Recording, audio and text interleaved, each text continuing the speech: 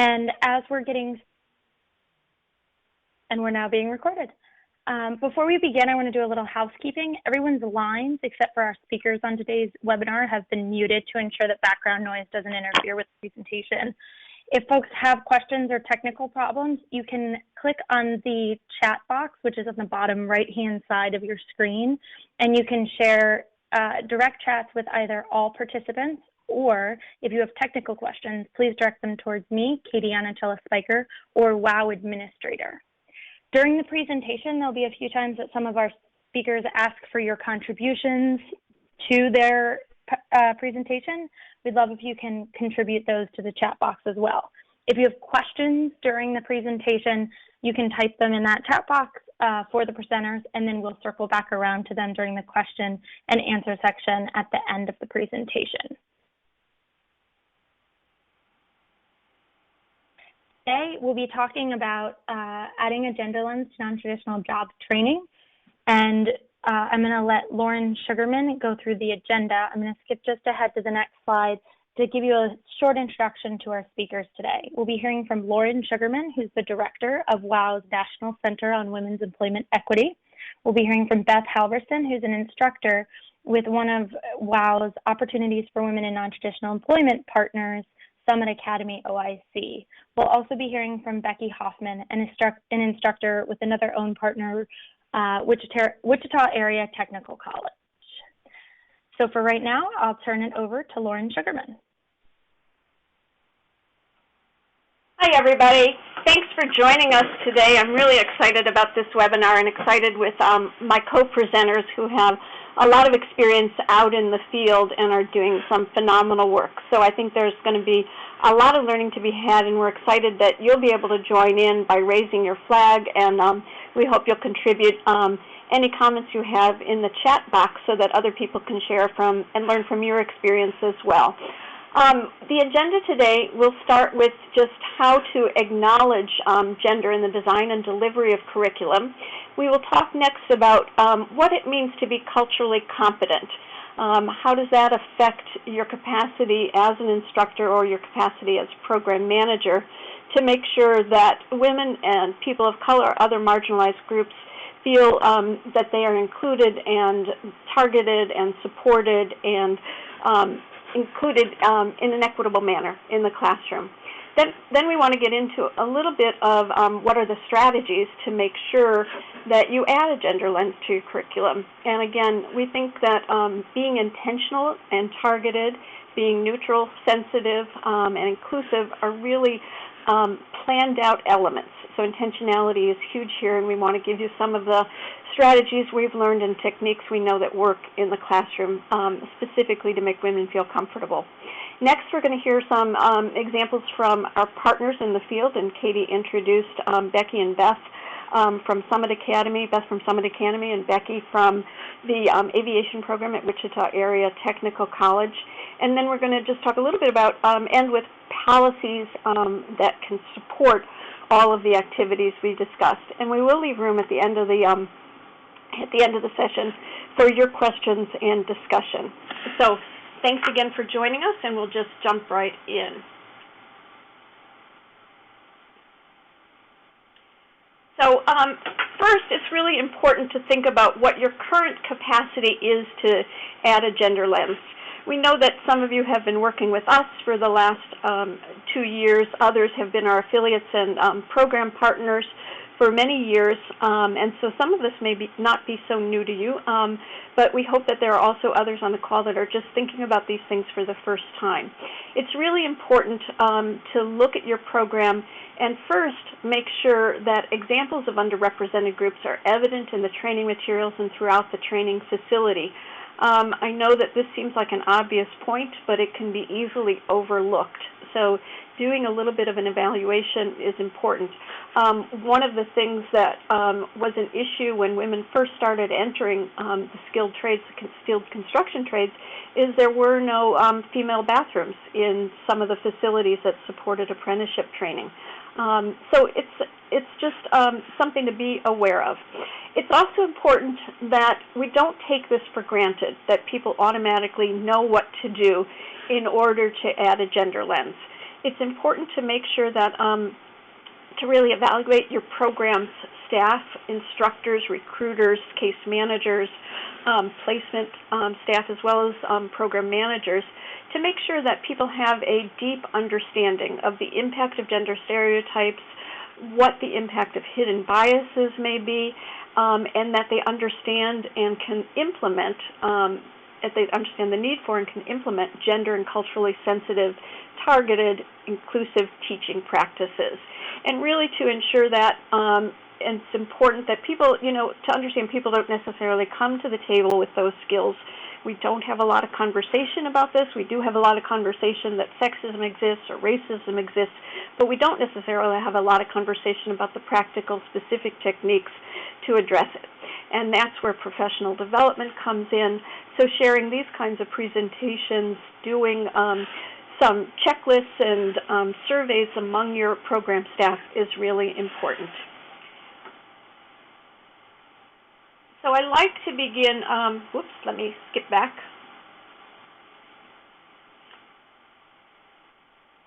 I'm having trouble staying there.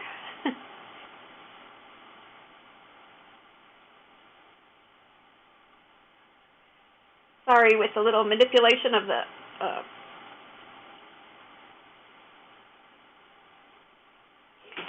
So as I don't know why I can't stay on that slide. Katie, can you get me to slide 7?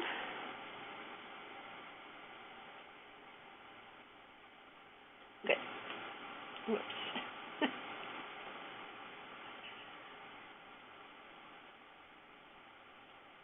Great.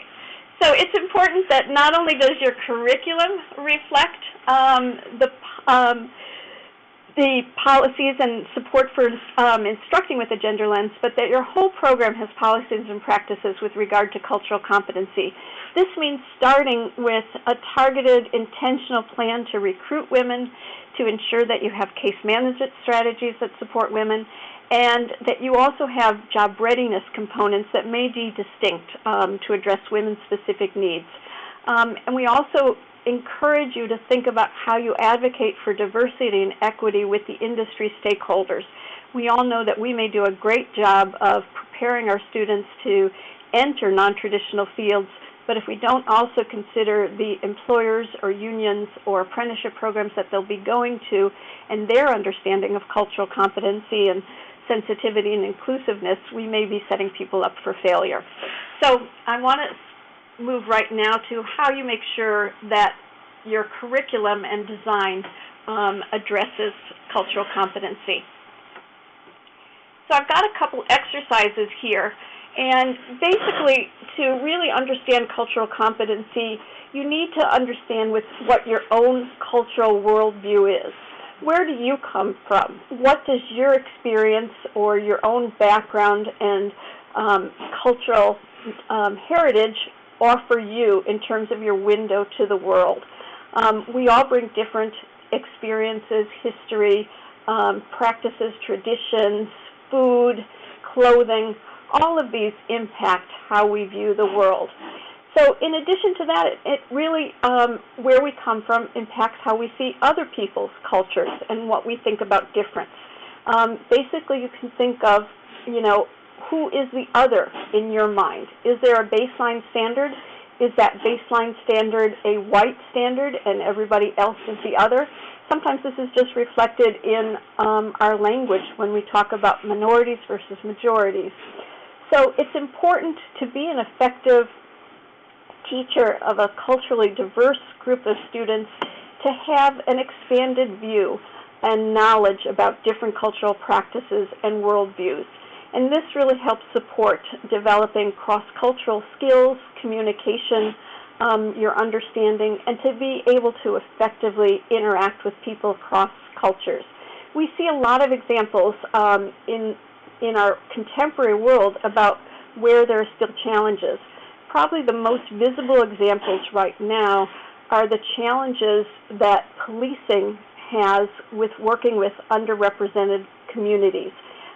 Probably the best example is what's going on now in Ferguson, Missouri, and you can tell that there are really different ways distinct communities view the problems that have plagued the community of color in Ferguson. So So I want to just frame it as we are not the only ones having this conversation. This is sort of a national conversation. So it begins with really understanding where privilege comes from.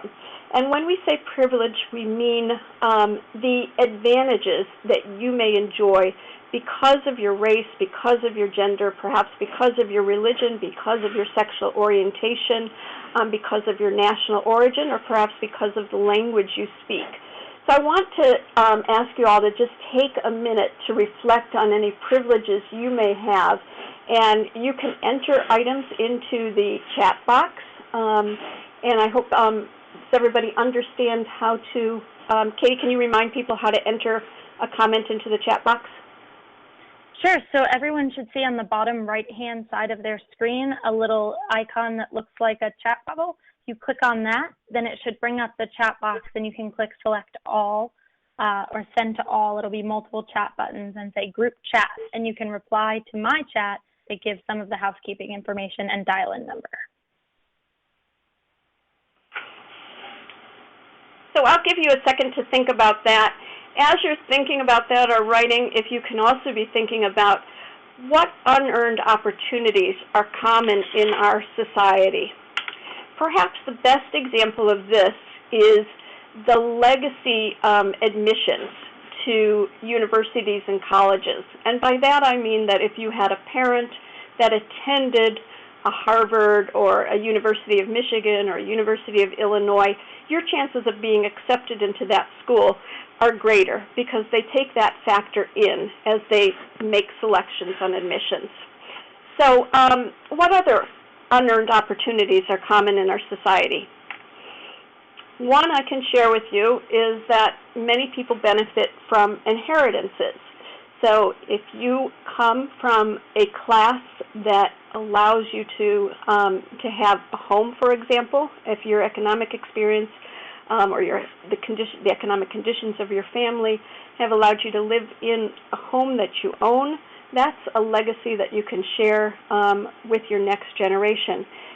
A unearned opportunity may be based on the neighborhood that you live in, and we've often heard for years the wrong side of the tracks. Your experience in the world may be an unearned opportunity. This manifests for women in the skilled trades who may not have had the experience growing up where they got to follow a father or a brother or an uncle around to learn how to fix things or on their job, or may not have been given a bicycle and told to take it apart, or may not have had the benefit of going into a shop class. Another unearned benefit may be the education level of the family you come from and the expectations that that family level of education meant for you, and what it opened doors to in terms of cultural and other knowledge-based experiences. So how does legacy appear in your daily life? I don't see anybody typing in at this point, but you can also think about your networks, the friends that can help you get jobs, the fact that your language may be what is considered the standardized English language. So I will again just ask if you have any examples. It'd be great to hear. My other speakers, Beth, Precious, or Becky, are there any examples that you would like to share here? Okay, well, I posted something to the little chat board, but myself, Brandy, and Precious are all kind of looking at each other, and we've scrubbed that list of possibilities, and we're just kind of laughing to ourselves that there's no privilege here. Precious said that the biggest privilege she's been giving is free transportation on the bus to get to school. Reduced. So I think all three of us ladies are above the age of 30.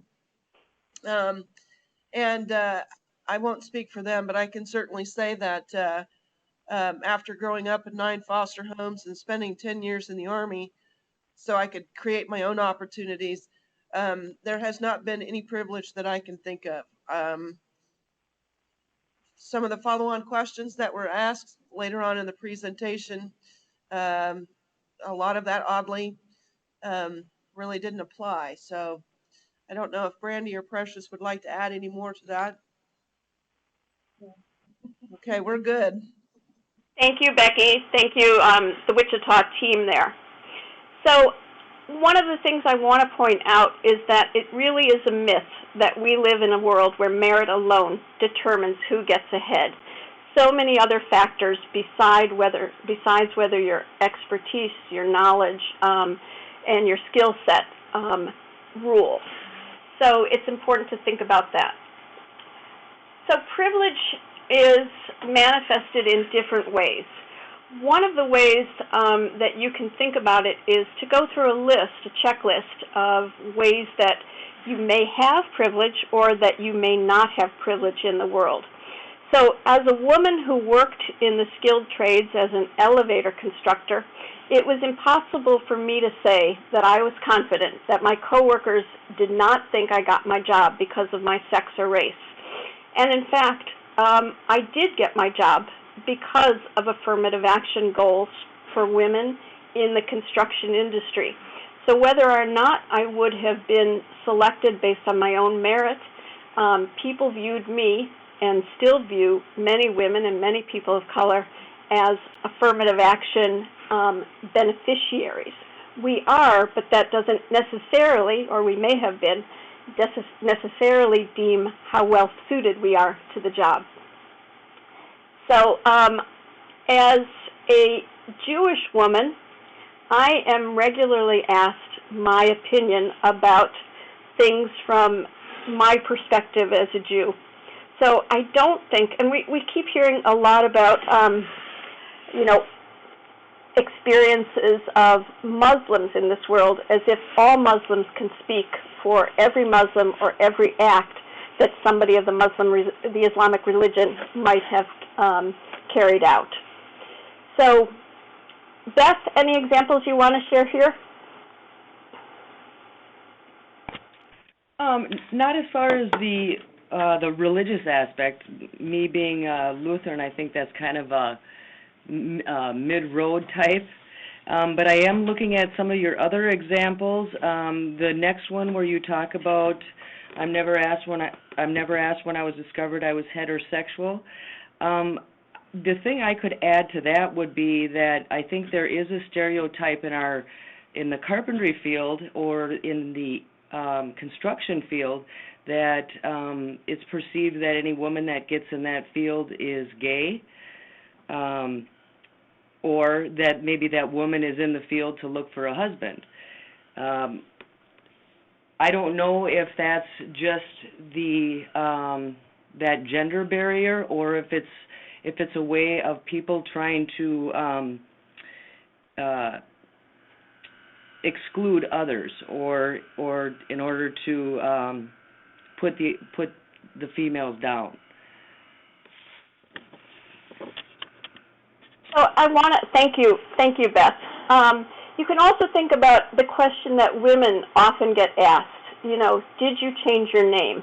Men never get asked that question. So you can think about the question that precedes that. How many people who are straight have ever been asked, when did you discover that you were heterosexual? On the other hand, gay and lesbian people are often asked that question. And so you can see that that's really framing it as the norm is being straight and the other is being gay or lesbian in this world. You can also see an example of this when you go to the supermarket, and there are aisles that are set aside for ethnic food. So it's not integrated into the whole shopping experience. It has its own aisle. So any other examples that people would like to share in the chat room, I'd encourage you to do so. I encourage you also to think as you share this with your students or with your program that you also frame it from your own personal experience. That really helps people talk about this and understand where they stand in the world. So I'm going to move on to the next slide, and hope you'll continue to think about this. We offer some checklists and some guidelines for doing this exercise. It really is hard to do it in this kind of setting, a webinar. This exercise works really well when you can break people into small groups and they can have very personal small group conversations about privilege, and then report back to the whole.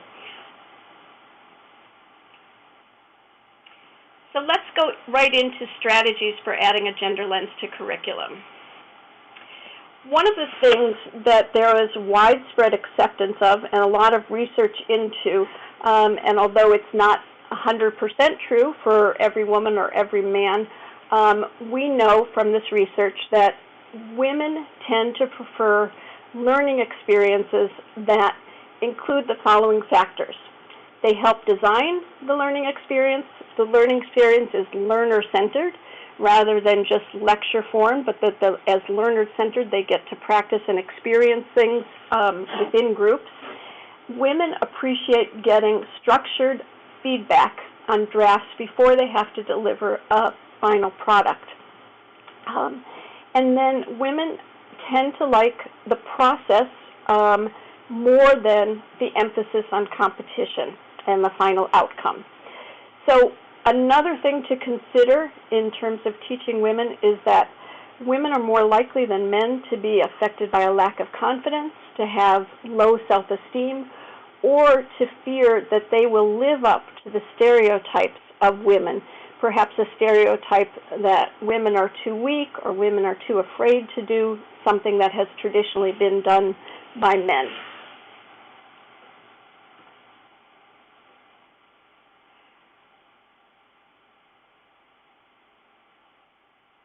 I clearly don't have mastery of the slide presentation, but I am getting there. So one thing we know from talking to students of color, female students, is they're often confronted by assumptions about their experience or their skill set or how they may react to something. So in general, students have told us that teachers have low expectations for non-majority, non-white, non-male students, and that the teachers will expect students to speak up about racist or sexist behavior, and that if there is not a complaint or not an acknowledgement that this is a problem, that behavior is okay.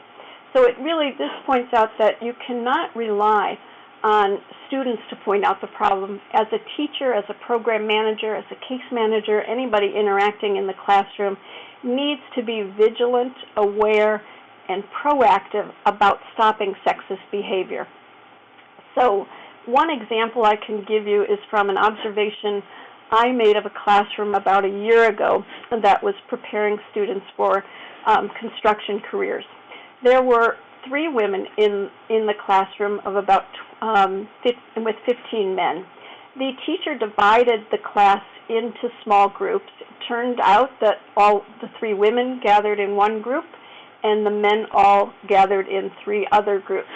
They were given an exercise to prepare estimates for building a environmentally energy efficient house in Nevada. And they had to come up with those estimates by identifying who the occupants of the house would be, what conditions they would be building the house under, all sorts of, and look at just energy efficiency costs of air conditioning, of utilities, of appliances in the house. The first group of students to report out, an all-male group, talked about that they would need a lot of they would not need a lot of air conditioning in their house because they were going to be inviting a lot of showgirls to the house to occupy the attention of the male occupants. Clearly, this is not outright sexism, but it certainly can say a standard of the baseline is men and the baseline is that women are there for men's entertainment. This could certainly impact a woman's sense that she belongs in that classroom, that she will be treated fairly and equitably. Nobody spoke up about that, but later in the small group, as I sat in on the small group session with the women, they talked about how uncomfortable this made them, but how also they were afraid to really raise an objection to it and feel that they might be stigmatized. So other common things that we hear from women and other underrepresented groups is that we are all alike, that we can all speak for our gender, our race, or our culture, or as I suggested, our religion, that we will fit a stereotype or that we will defend a stereotype. And what I hear quite a bit is that our previous knowledge is not credible. So it's important to remember that these assumptions can just be part of our daily experience in the world, and don't assume is the motto.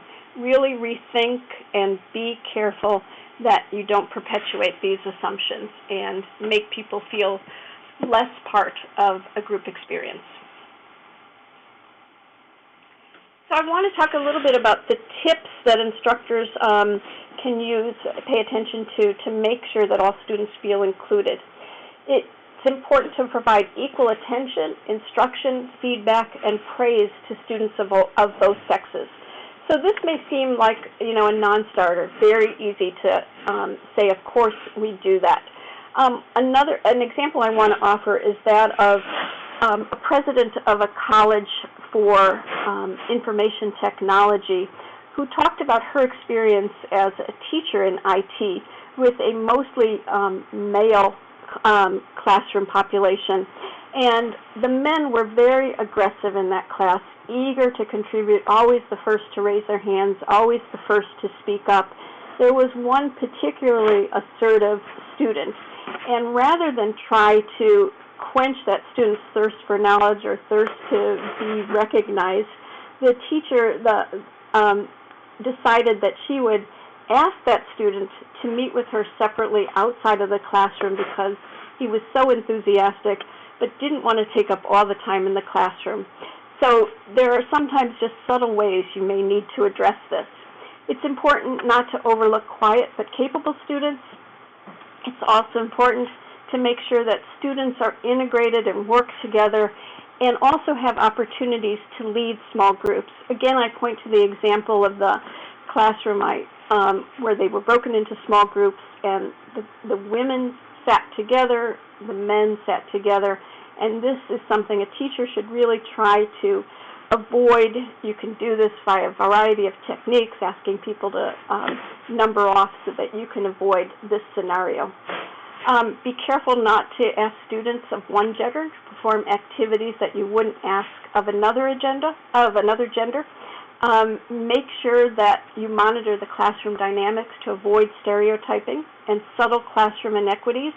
And again, the experience I shared of just talking about showgirls and showgirls being there for men's entertainment is a subtlety, but it has a strong impact on whether people feel comfortable in the classroom.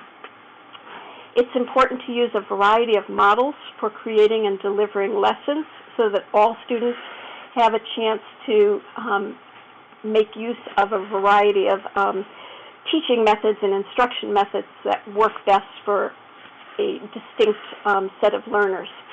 Another thing we've noticed that it's important to increase the amount of time allotted for students to formulate answers to questions. Women may not be the first to jump up. So it's important to just say, I'll give you all a couple of minutes or a couple seconds to think about this before I take a response. And then important to be consistent in your expectations around grading, dress, discipline, behavior, classroom duties. I sat on a plane yesterday next to a female student, a law school student, and she told me that the female students were told that they had to wear skirts, dresses to interviews, while the male students were not given any real direct guidance about what their code of dress needed to be. So this can happen in any environment, not just a non-traditional environment.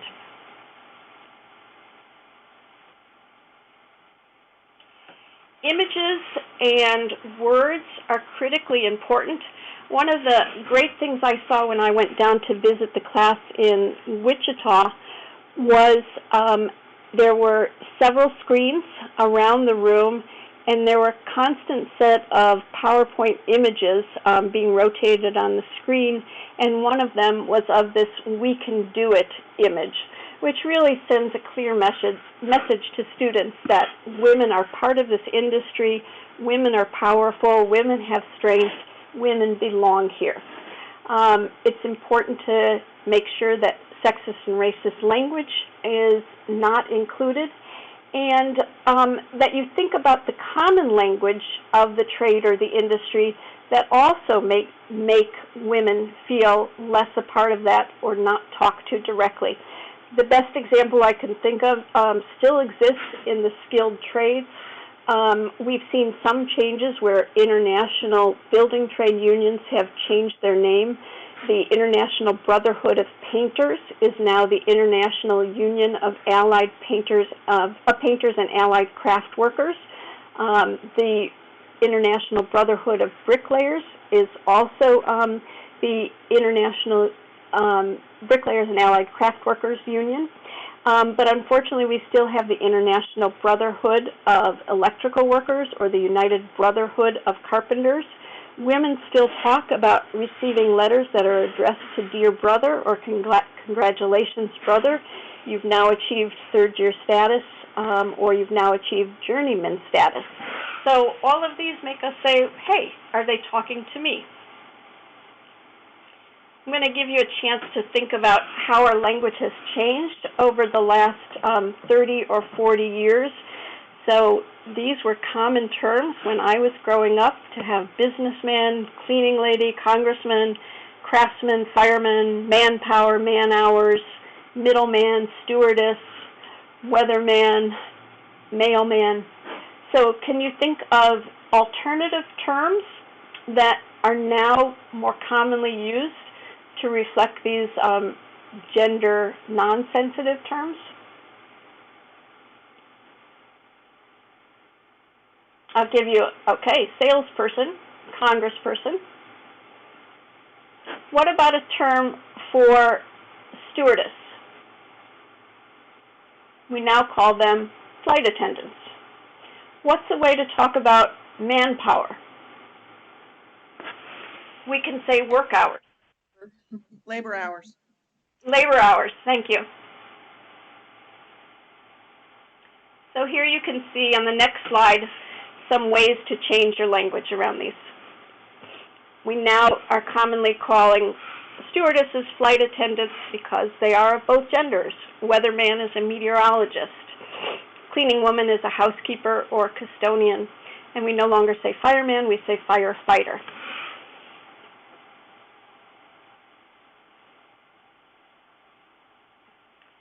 I want to talk a little bit about curriculum design.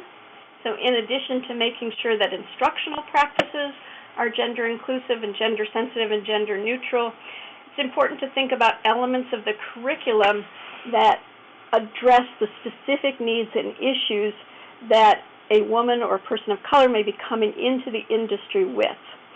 So as we said before, you need to make sure that the curriculum reflects the experiences of diverse populations. And Becky, I'm going to ask you to share the example you told me about how you open your classes in the aviation training program.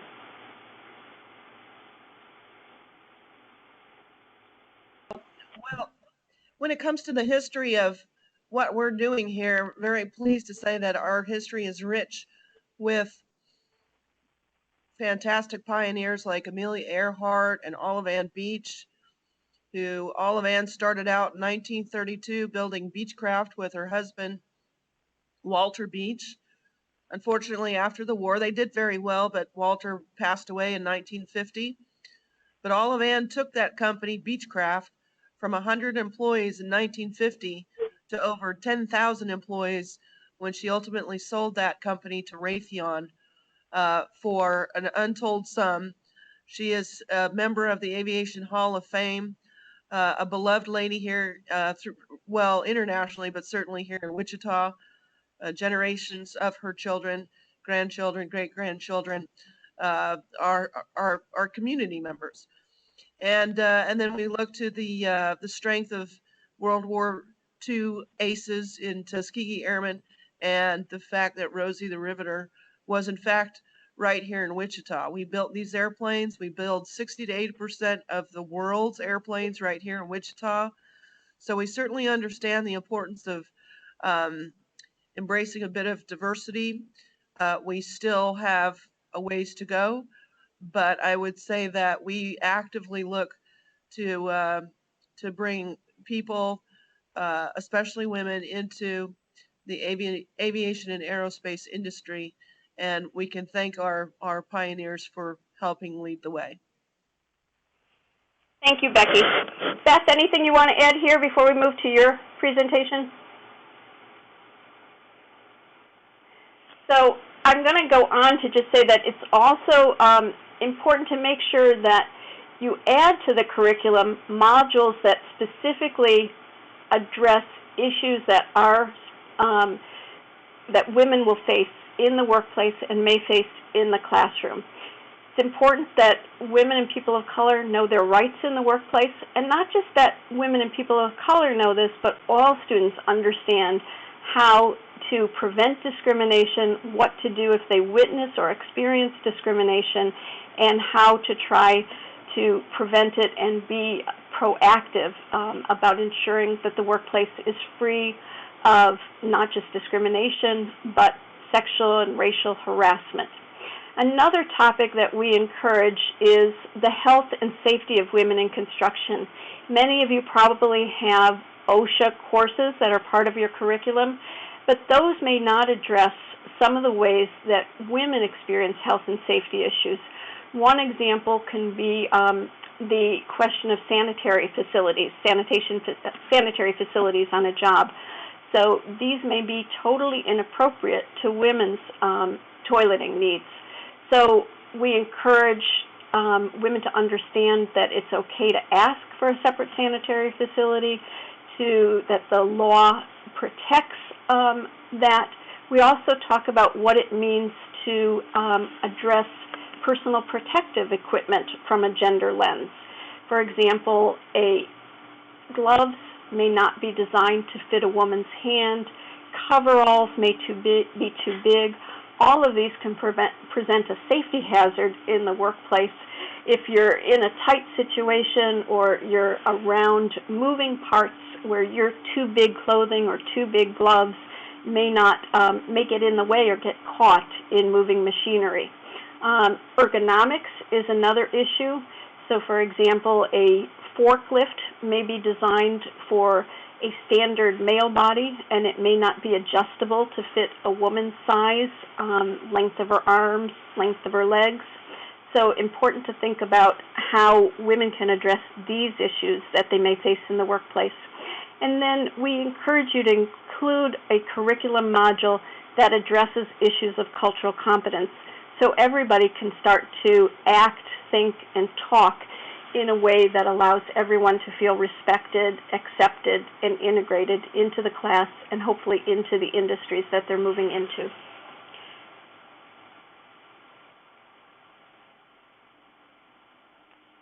In addition to specific issues that address rights in the workplace or gender-based health and safety issues, many women come into the fields without really understanding the range of occupations.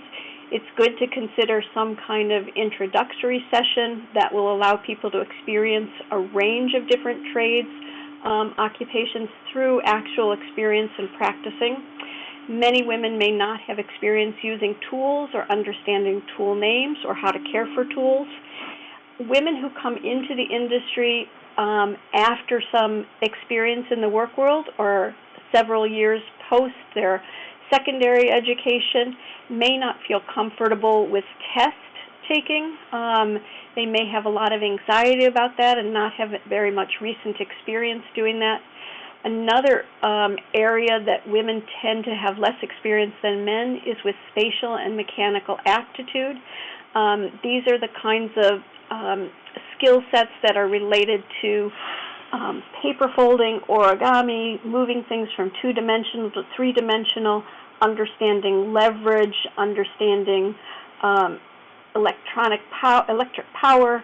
So it's important to make sure that your curriculum also includes an introduction to these. Often spatial and mechanical aptitude tests are part of the selection process for getting into skilled trades apprenticeships. And again, we emphasize that people have a lot of opportunity to have hands-on technical skill practice. And in addition to understanding your rights in the workplace, you don't want to have to resort to the legal solutions to problems of discrimination, it's really important to give women a set of skills for surviving and thriving in a male-dominated environment. And similarly, women may not have the physical fitness to be able to be competitive candidates. They may not come to the table with this, but it's very easy to build this, especially if it's an ongoing part of your curriculum.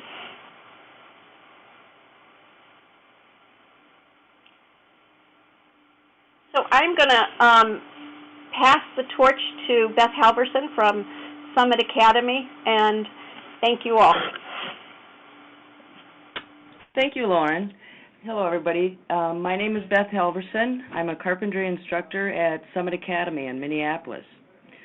We are a nonprofit accredited institution focused on career development for minorities, women, and low-income individuals.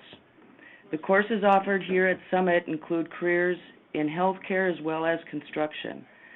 In my class, which is obviously a part of the construction department, I teach framing and concrete formwork. As for my background, I've been a carpenter for approximately 22 years. I started my career as a union apprentice carpenter, primarily working within the commercial division as opposed to the residential. At that time, I was usually working on the larger projects such as hospitals, churches, and office buildings. Then when I turned 40, I decided to go into business for myself as a licensed residential contractor. I did that for 7 years, which involved remodels as well as new construction. Business was steady, but I wasn't putting anything into my retirement, so I decided to go back into the union, of which I did for a year working as a finish carpenter. When I was in that stint, I saw the advertisement for Summit here, and I thought that'd be a great way for me to drop my bags. So I applied, and it's been approximately a year now that I've been an instructor. As for our program here at Summit, it's a 20-week course of which I have each student for approximately 10 weeks. The cultural and ethnic makeup of our students as well as our staff is very diverse.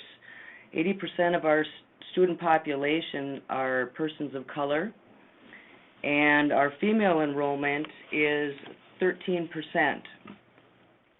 Within our program, there are additional opportunities for education and development for our female students. This was designed to assist women in preparing to enter a non-traditional field. We call it Women Wear Hard Hats Too. Overall, we place a large amount of effort into making the community aware of the need for women in the construction industry. We do have several types of advertisement out there. We do television programs, there are billboards, radio, and all of which do show pictures of women within our program. So it does give a lot of variety.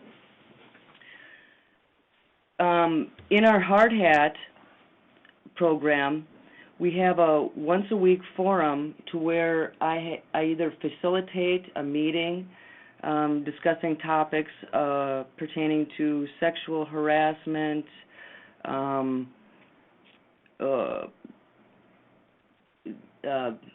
communication skills, the health and mental well-being, many different areas we talk about. But I'll also have people from the outside, from the unions, come in, or past female alumni students come in to talk with the gals so that they can see firsthand that it works and that these gals are making it out there.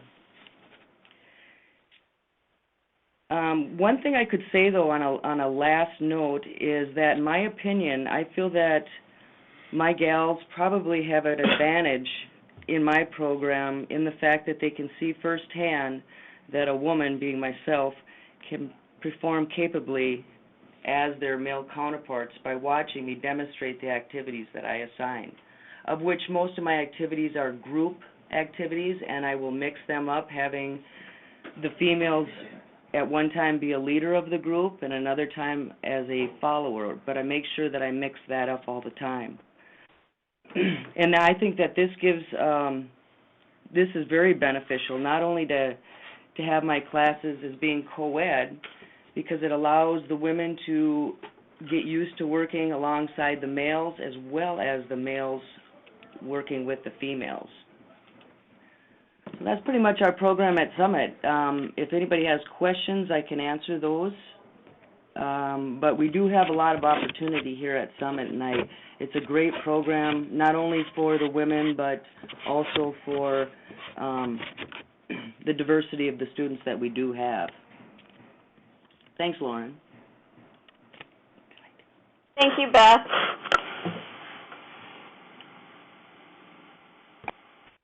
So, Becky, I'm going to ask you, you and Precious and Brandy, if you want to chime in to share any of your experiences teaching from a gender lens and learning from a gender lens. Oh, thank you, Lauren. Thank you for having us. Very excited about this conversation and the possibility of continued conversations about this very important subject. I want to start out by saying Beth rocks. Hey, thanks. Okay, so as I've mentioned, I come from the aviation field, about 33 years worth of being challenged with, certainly from a gender standpoint. You know, we think about those words that are gender biased that we just sort of use. Well, let me throw out the word cockpit.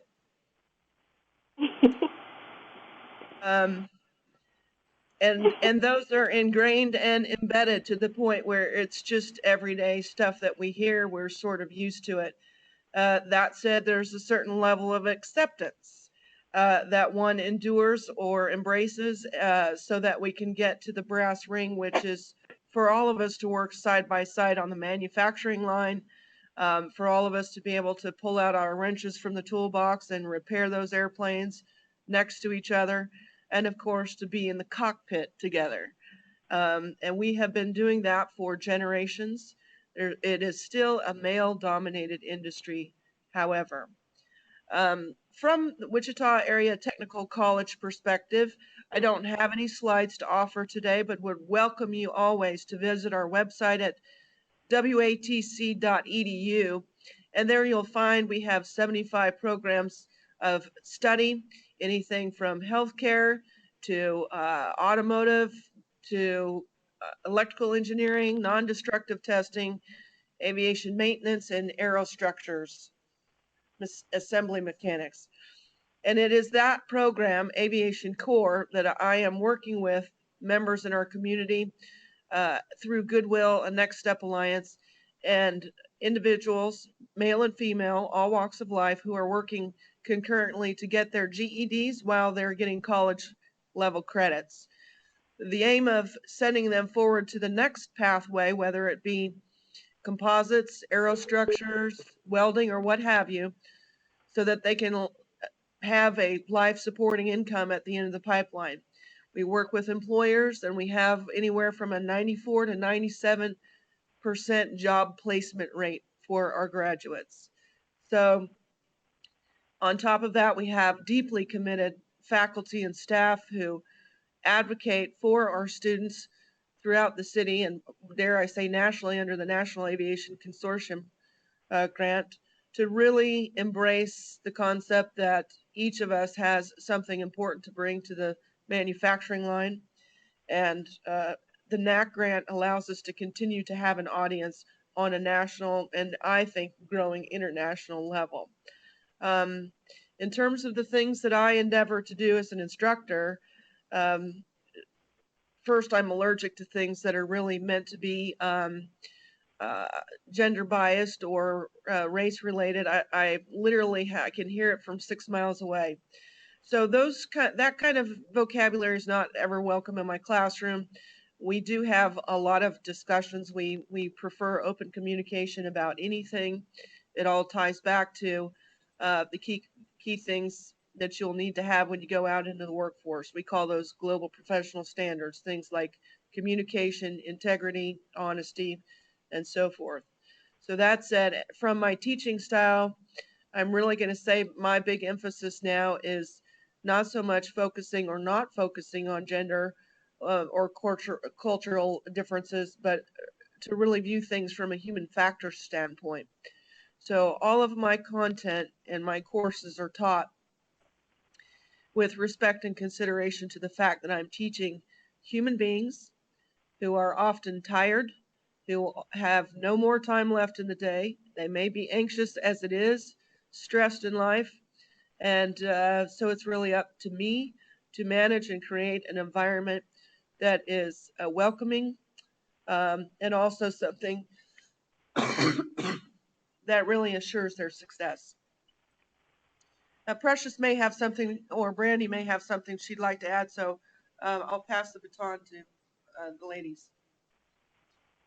So this is Brandy, working with this National Aviation Consortium and partner with our Workforce Alliance office and through the funding provided through WOW. I've been given the opportunity to really help with trying to engage women in learning about opportunities in aviation and manufacturing. So I don't come necessarily from working actually on a production line or manufacturing office, but most of my career has been working with those employers with recruitment. And so definitely it has been um, a struggle of trying to get women to see that they do have a place in manufacturing or in aviation. And a lot of it really is just to um, letting them know the opportunities that are available and the career paths that they can take with it. So I'm working with the programs that I'm working in, they're entry-level programs.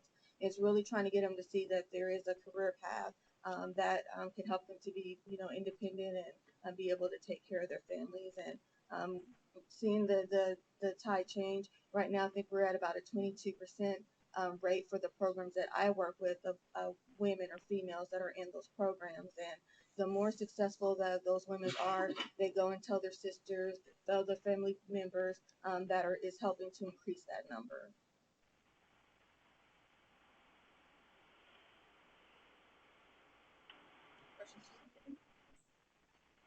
Precious, anything you'd like to add? Yeah, this is Precious. I would just like to add that Ms. Hoffman has helped all her students going forward in their vision of becoming more active and a place in society where we can contribute. Thank you.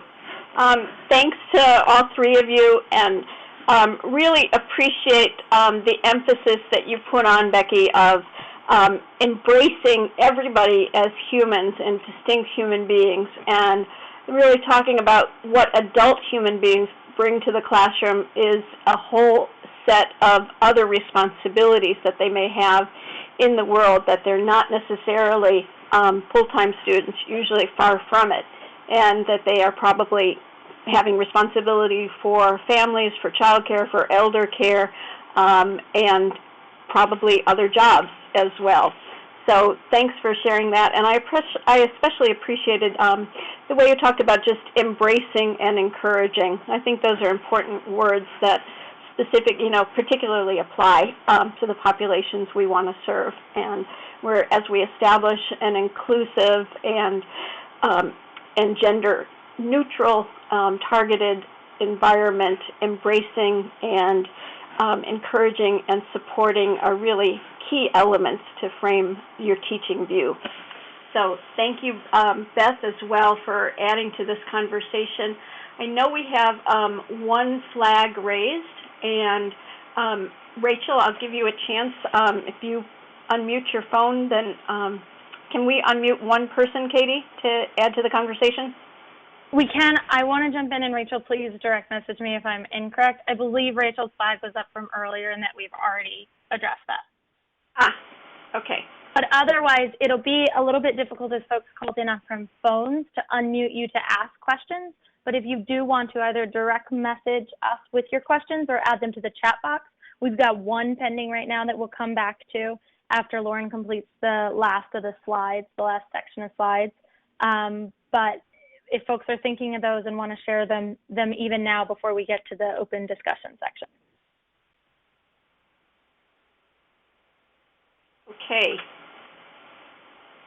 I will go on and we wanted to end this. We talked about some very specific elements of teaching practices, but we know that those really need to be framed within the practices and policies of the program as a whole. So I want to just share some specific policies that can be added to your program or that you may already have, but may just need to be reiterated, reinforced, strengthened, and most importantly, taught and encouraged that everybody within the program is using and reflecting on those policies. So the program, as Becky said, to embrace and encourage a program that provides a safe and supportive place for overcoming stereotypes, overcoming the fear of the unknown, trying and practicing new things, and networking with peers is really critical. Beth talked about the Women Wear Hard Hats 2 program that is a subpart of the overall training program at Summit that provides that kind of safe and supportive place for women to gather. It's a regular part of the class. It's designated. It has a specific time that they meet and focus and support from the instructors to do that. So I think that's a really good example of if you are running a co-ed program, how to make sure that women also have a place where they can feel supported, particularly by other peers. It's important to make sure that your programs allow enough time for students to work through the classroom expectations. And then we also encourage, again, the kind of program that Summit Academy has for establishing student supports. If you can't set up something that's more formal, informal support groups are important, peer counseling activities, and we really suggest that it works best if there is more than one woman in a class. So critical mass is important for women to feel that they belong, that they have an ally, that they're not alone in their experience.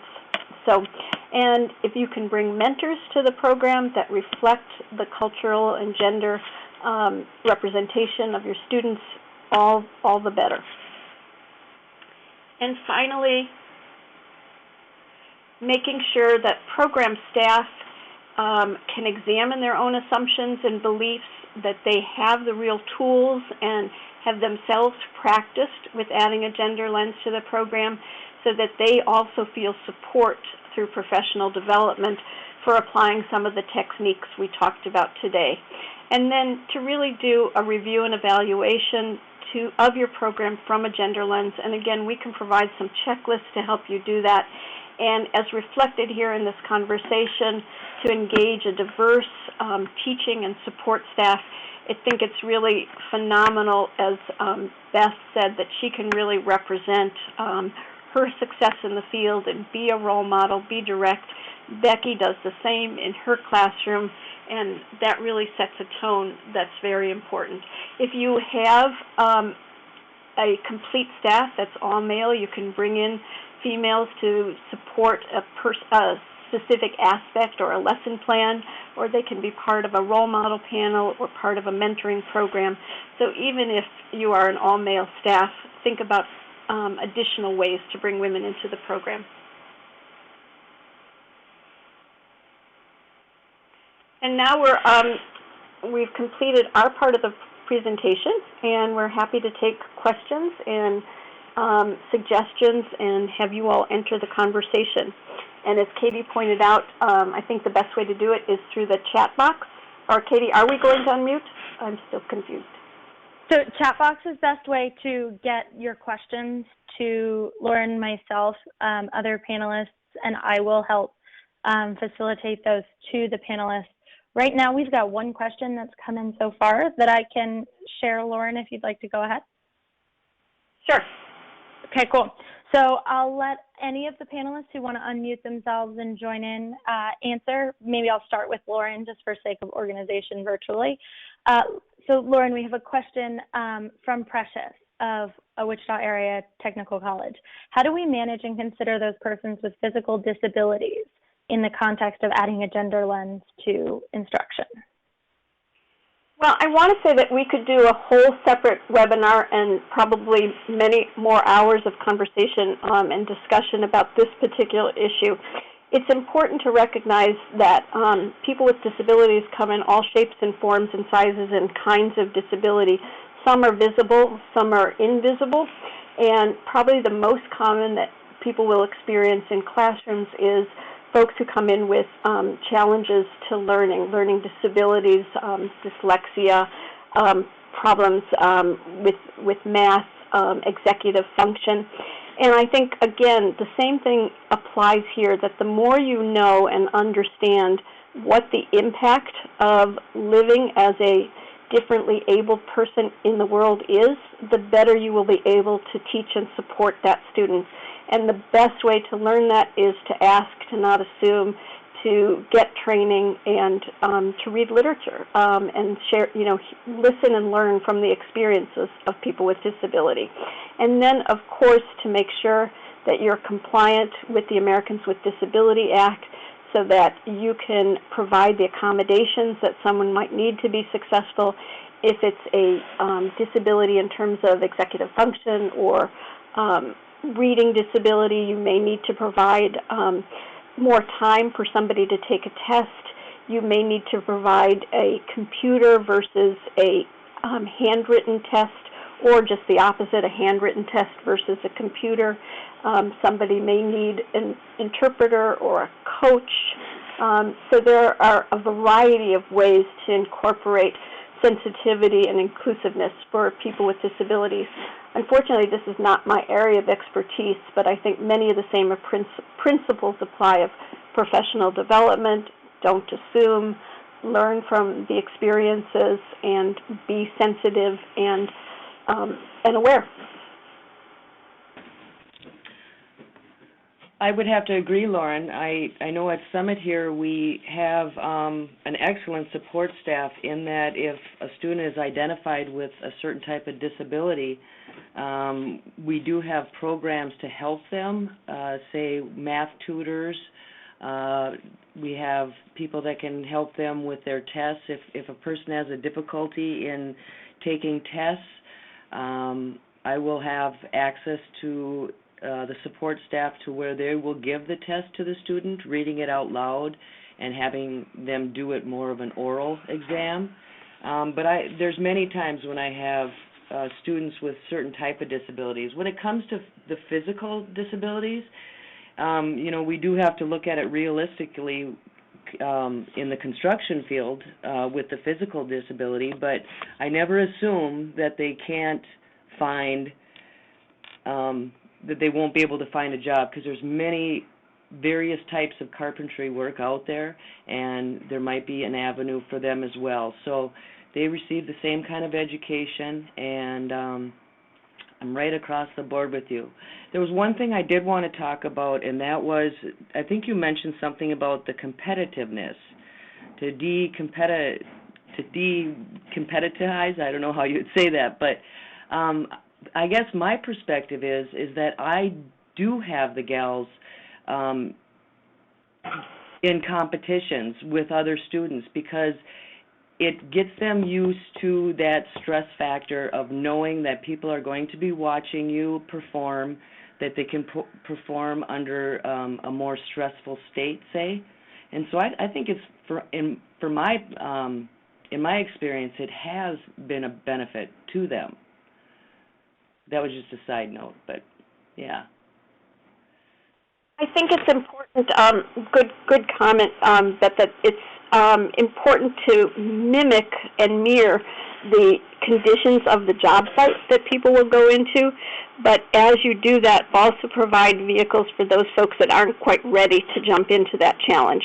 So sometimes we just talk about it as a good cop, bad cop approach, so that people get support while they're also exposed to the more challenging elements that will make them be successful on the job site. Right. And I do not create an embarrassing moment for them. If they're having a difficult time, I will, slow things down, obviously, but yeah. And I liked your comments, Beth, that, don't assume that somebody can't do the challenge.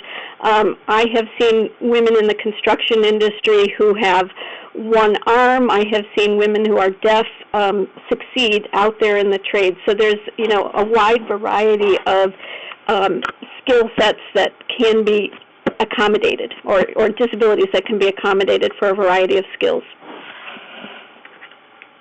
Yep. Becky, anything you wanted to add on this? No, I think Beth did a brilliant job of, you know, just kind of speaking for, I think for us here. You know, some of the gender bias stuff is deeply rooted, deeply entrenched, and some I'm amazed even to this day, after 33 years in the business, that sometimes my male counterparts still want to put baby in the corner. Yeah. Yeah. I think we all face that. So I don't have any other questions that have been typed in to add. I think building off of what you just contributed, Beth, I'd like to open up another question to all the panelists. When you do experience the kind of gender bias that you just described, Beth, how do you best convey that to the students in your class for real life, tangible advice on dealing with that once they get out onto the work site? Or any examples you may have of that? Oh, that's a good question. You know, I don't know if I have anything specific about that, other than the fact that I just tell them that we're all adults here, that women are just as capable of performing as the men are, and like I said earlier, that it kind of proves itself when I show them how it's done initially. And to say, you know, I do point out some advantages that women have in that, you know, a lot of times women are cleaner on the job. They're more proficient. They pay attention to detail. I point out the positives, and when it comes to the physicality, 90% of the time the women can do the same work. That 10%, well, you know what? You're a team. You're working together. He might be helping you lift something heavy. You might be able to help him figure out something. So it's a give and take. And I think that's a great contribution to emphasize the teamwork as opposed to some of the individual elements. That's right. Great. And Becky, I think you wanted to contribute part of an answer or an answer too. Yeah. Again, I just no, I haven't turned into Beth's groupie, but it turns out we have some things in common. The thing is that I can, you know, it is a teamwork. It's give and take. When I was coming up through the ranks, literally and figuratively, you know, you just pick and choose your battles. That's the real one thing I want to impress upon, you know, us as professionals, and then I impress that upon my students when I speak. You really just have to pick and choose your battles. I mean, some things you can influence, and some things you can influence some things by speaking, and others you influence by doing.